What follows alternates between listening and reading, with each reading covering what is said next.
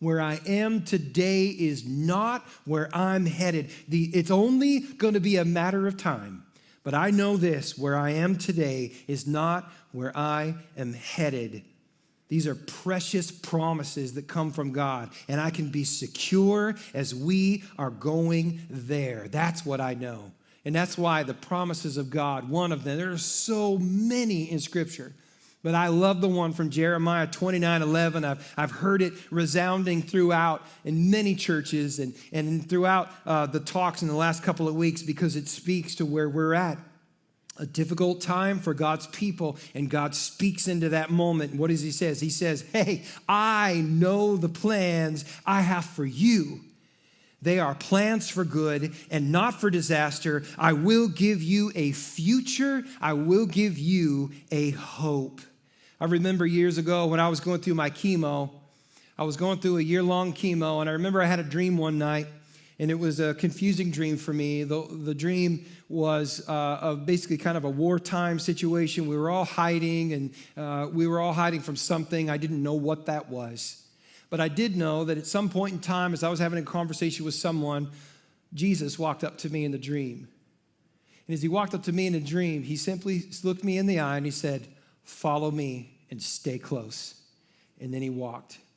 And I remember in the dream that I was the whole time trying to stay in step with him. And then different people would come to me as I was walking, and they were trying to distract me, trying to have conversations. And Jesus was getting a little further away. And I kept kind of going like this, trying to get past him. And the next thing I know, I missed him. He turned a corner. And so I ran, and I go around the corner, and I didn't see him. And I had to start frantically looking. I'm calling out for him, and then the dream ends. And I know that as I was walking through that extremely hard, difficult, painful time, the voice of the Lord, it was so absolutely strong for me. I actually wrote this dream down. Jesus said, follow me, stay in step, don't lose me. Guys, that's what we're doing here. We are meant to stay in step with God, because our security is found there. And I'll tell you what the third thing is. Uncertainty is holding some of us back. Uncertainty is holding some of us back. And it shouldn't. You see, we're waiting for certainty until we're going to move forward. Some of us are waiting for certainty until we know when the virus is going to be over, or we know when the stock market's going to come back, or I know about my job, and I know about this, and we say, I can't have peace, I can't have calm, I can't have rest. It's just this frantic, crazy chaos around my life, and I won't allow God to bring peace into the midst of this chaos until I have certainty.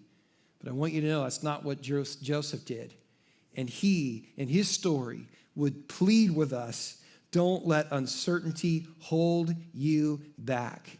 See, the problem with too many of us is that we want to try to mitigate the risks in our life, and it's only when we can grab, say, enough money in our bank account to basically buy ourselves out of any conceivable bad situation that we could think of. That's when we will lean into the peace of God. And guys, that's not a certainty for any of us. And what we need to know is that God is with us no matter what is going on. I don't need that certainty. What I need is the security that he will never leave me or forsake me, to stay in step with him. When he says, follow me, that is the command for all of us, and that we absolutely will. I remember when I was first diagnosed with my cancer, it was the second week of my cancer. My cancer diagnosis was basically this: Craig, you've got a 5 to 10% chance of living. And when I took that in, I received that as you would think someone would hear it.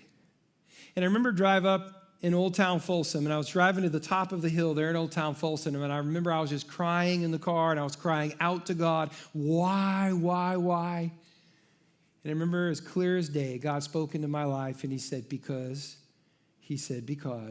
people need to see you cling to me. Now, he was not saying, I sent this cancer to you so that would happen. What he was abundantly making clear to me in that moment is that, Craig, you're going to go through this, and here's what I want from you. Here's the purpose I want you to find in it. I want you to know that people need to see you cling to me in this desperate of a situation.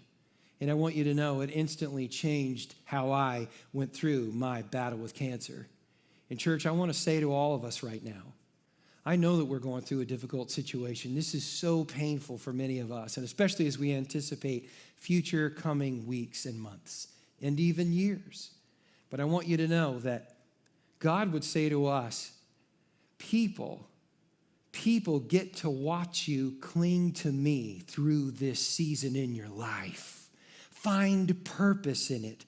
And the purpose is you leaning into me, clinging to me, and recognizing that there is a better way to go through this. And peace can be found not through certainty of tomorrow, but through the security of knowing Christ and walking with him. And the reality is we have a generation of people who need to see the church cling to God, not show up, sing songs, preach sermons, and pray prayers. They need to see people who are clinging to God in a way that is changing their life, and it is drawing people to them, even in the uncertainty, because what we know is that we have found a better bread than certainty, the illusion of certainty. We have found security, and that is a whole different thing for us to have.